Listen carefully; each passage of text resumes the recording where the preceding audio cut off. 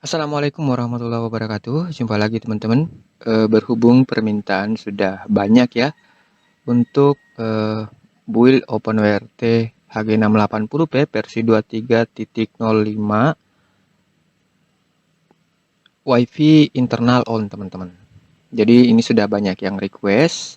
Maka hari ini saya upload ya teman-teman. Dan saya sudah gunakan beberapa lama dan alhamdulillah tidak ada kendala teman-teman.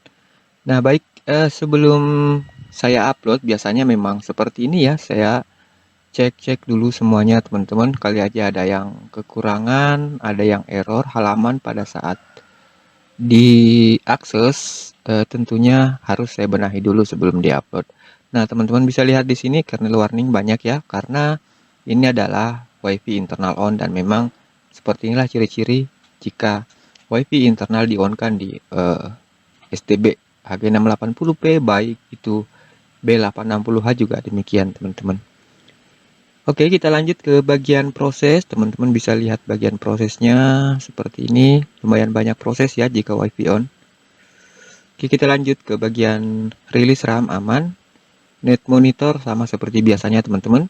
Tinggal diedit ya di netdata.html di folder www untuk mengkonfigurasi net datanya disesuaikan dengan modem yang teman-teman gunakan masing-masing. Di sini masih ada ya connection saya sematkan di net monitor dan kita lanjut. Ini mobile device, sebenarnya saya tidak ingin install ini teman-teman, akan tetapi sekarang sudah ada update di modem manager dan ini adalah modem manager terbaru menyertakan mobile device di sini. Jadi di sini nanti informasi muncul jika protokol kita gunakan untuk interface modem itu menggunakan modem manager. Jika menggunakan tethering misalnya itu tidak nampak di sini ya teman-teman untuk informasinya. Oke, kita lanjut di bagian sistem. Jangan lupa ya teman-teman sesuaikan dengan TKP masing-masing di bagian time zone biar sinkron waktu OpenWRT dengan waktu TKP teman-teman. Baik, kita lanjut. Semua aman untuk language sudah terkunci ke English, tidak ada masalah ya. Kita lanjut ke administration. Aman dan tentunya bagian software teman-teman sangat cepat ya diakses meskipun WiFi on.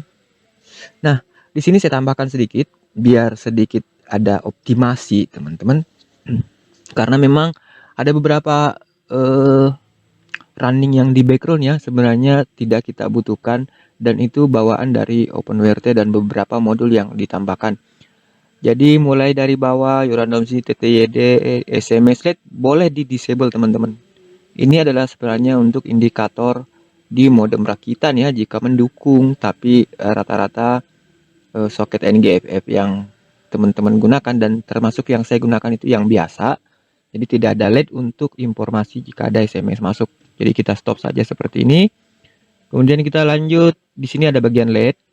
LED-nya ini LED memang bawaan dari OpenWRT teman-teman. Bukan untuk LED indikator internet ya. LED indikator internet tetap jalan karena itu manual. Saya sematkan di startup. Jadi ini bisa di disable. Kemudian USB Max ini untuk modem tethering iPhone teman-teman. Saya rasa jarang ya menggunakan iPhone sebagai tethering. Nah, oke, kita disable juga. Kemudian kita cek lagi PHP 8 FFPM bisa di disable teman-teman. Ini juga tidak kepake karena bagaimanapun dia akan ikut terinstall jika kita menginstal PHP 8. Kemudian masih ada satu lagi WPAD. Namun ini di disable jika tidak ingin menggunakan WiFi internal sebagai on. Jadi di disable bagian WPAD-nya. Oke, berhubung karena di sini WiFi internal on, maka WPAD tidak di disable ya teman-teman. Oke, kita lanjut ke schedule task aman sama seperti sebelum-sebelumnya. Disk manager sekarang saya running di SD card dan sebenarnya di internal juga sudah ada yang terinstall ya. Tapi saya sementara loading firmware dari SD card. File manager aman teman-teman. Mount point aman juga ya. Kemudian di sini Oke, shutdown, reboot, modem, AT message aman ya, dibuka semua. Cepet teman-teman, padahal ini WiFi on ya.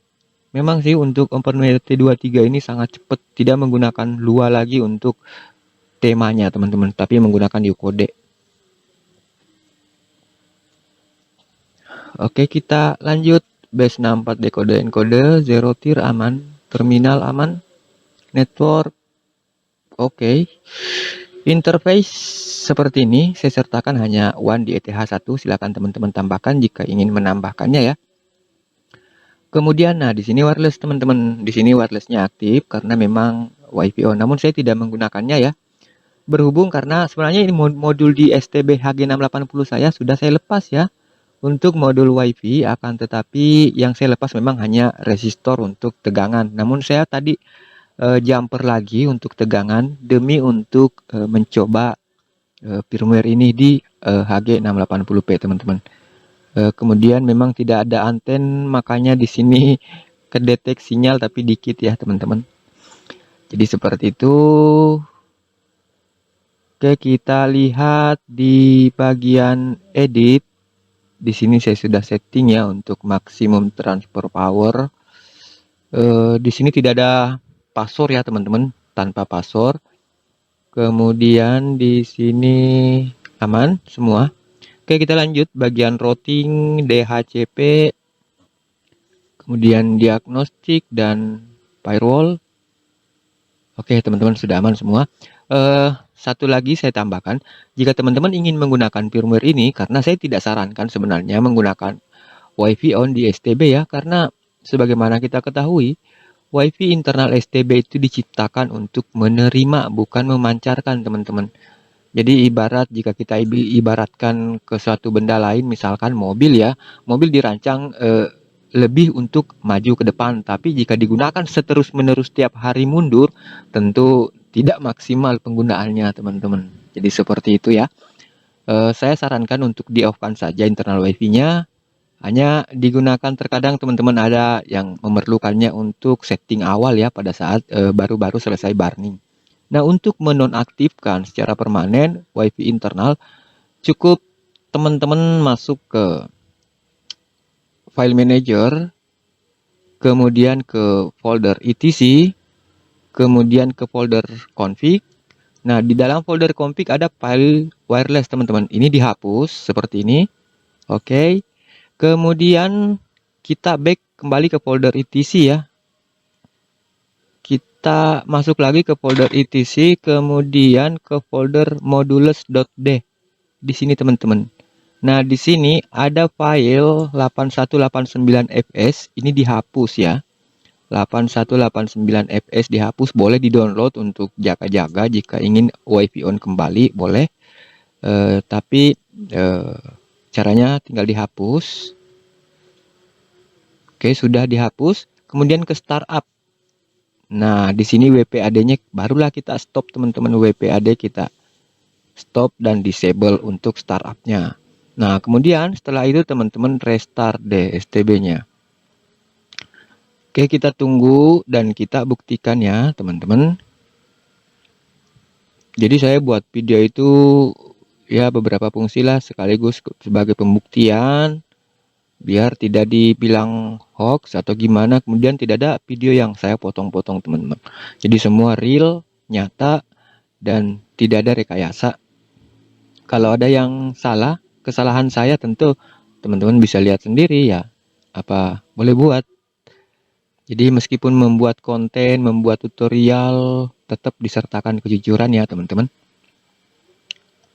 Oke, kita tunggu sampai on kembali dan terdeteksi.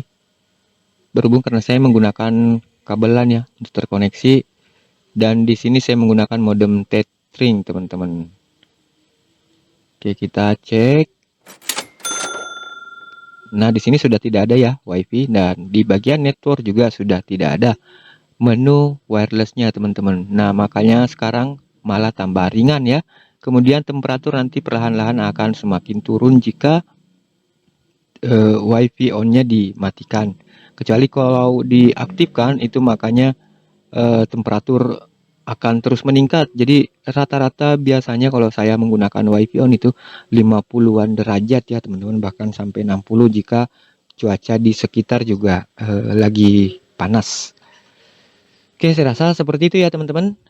Mudah-mudahan bermanfaat. Terima kasih banyak. Assalamualaikum warahmatullahi wabarakatuh.